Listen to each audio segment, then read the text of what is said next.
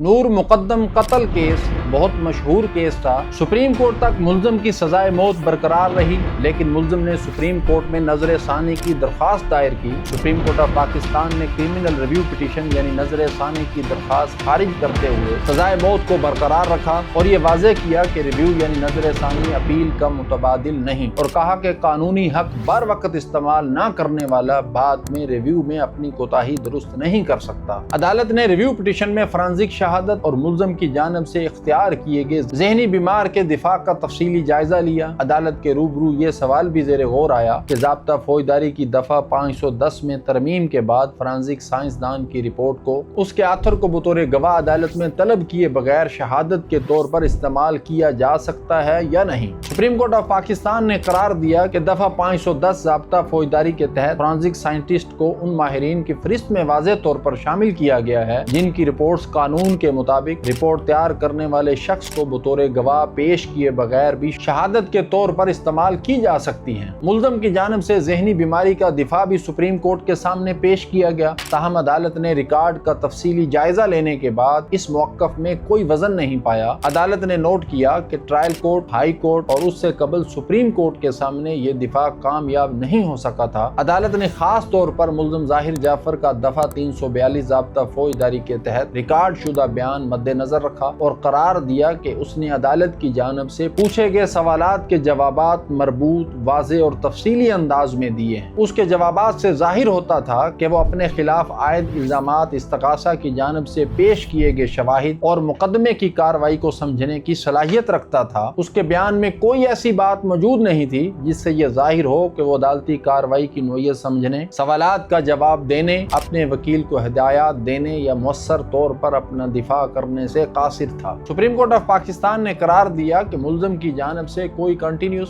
یا independent medical record پیش نہیں کیا گیا جس سے یہ ثابت ہو کہ وقوع کے وقت یا مقدمے کی سماعت کے دوران ملزم کسی مسلسل ذہنی بیماری یا ایسی ذہنی معذوری میں مبتلا تھا جو اس کی قانونی ذمہ داری یا دفاع کی صلاحیت کو متاثر کرتی ہو۔ مزید یہ کہ مذکورہ طبی دستاویز کو اس کے آتھر یا کسی دوسرے مجاز گواہ کے ذریعے بھی مناسب طور پر ثابت نہیں کیا گیا۔ عدالت کے مطابق محض ایک پرانے دور سے متعلق واحد دستاویز، خصوصاً جب اسے اس کے آتھر کے ذریعے ثابت بھی نہیں کیا گیا ہو، قانونی طور پر ان ساؤنڈنیس مائنڈ ثابت کرنے کے لیے کافی نہیں ہو سکتی۔ سپریم کورٹ آف پاکستان نے دوران ٹرائل ملزم ظاہر جعفر کے طرز عمل کو بھی اہمیت دی۔ عدالت نے قرار دیا کہ ٹرائل کورٹ نے ملزم کو پورے مقدمے کو دوران دیکھا اور اس کے رویے میں ایسی کوئی غیر معمولی کیفیت محسوس نہیں کی جس سے یہ ظاہر ہو کہ وہ عدالتی کارروائی کو سمجھنے یا اپنے وکیل کو ہدایات دینے سے قاصر تھا، اور نہ ہی ریکارڈ پر ایسا کوئی مواد موجود تھا جس کی بنیاد پر ملزم کی ذہنی عدم اہلیت کے حوالے سے قانون کے تحت خصوصی کارروائی شروع کرنا ضروری سمجھا جاتا۔ ہائی کورٹ نے بھی ریکارڈ کا آزادانہ جائزہ لینے کے بعد یہی نتیجہ اخذ کیا تھا۔ سپریم کورٹ آف پاکستان نے بالآخر قرار دیا کہ کسی شخص کا ماضی میں کسی ذہنی یا نفسیاتی عارضے میں مبتلا ہونا بذات خود اس بات کا ثبوت نہیں کہ جرم کے وقت وہ قانونی طور پر انسین تھا یا اپنی ذمہ داری سے مستثنیٰ تھا۔ اس مقصد کے لیے مضبوط، قابل اعتماد، متعلقہ اور معاصر طبی اور دیگر شواہد ضروری ہیں جو یہ ثابت کریں کہ وقوع کے وقت ملزم اپنے فعل کی نوعیت یا اس کے نتیجے کو سمجھنے سے قاصر تھا یا اپنی ذہنی حالت کے باعث مؤثر طور پر اپنے دفاع میں حصہ لینے کے قابل نہیں تھا۔ موجودہ مقدمے میں ایسا کوئی قابل اعتماد اور معاصر مواد موجود نہیں تھا، جبکہ دفعہ 342 ضابطہ فوجداری کے تحت ملزم کا بیان اس کے برعکس اس کی سمجھ بوجھ اور دفاع کی صلاحیت کو ظاہر کرتا تھا۔ لہٰذا عدالت نے ملزم ظاہر جعفر کی ذہنی بیماری کے دفاع کو نہ صرف ناقابل قبول قرار دیا بلکہ اسے سزا میں کمی کے لیے میٹیگیٹنگ سرکمسٹانسز بھی تسلیم نہیں کیا۔ سپریم کورٹ آف پاکستان نے قرار دیا کہ دستیاب ریکارڈ کی روشنی میں یہ ثابت نہیں ہوتا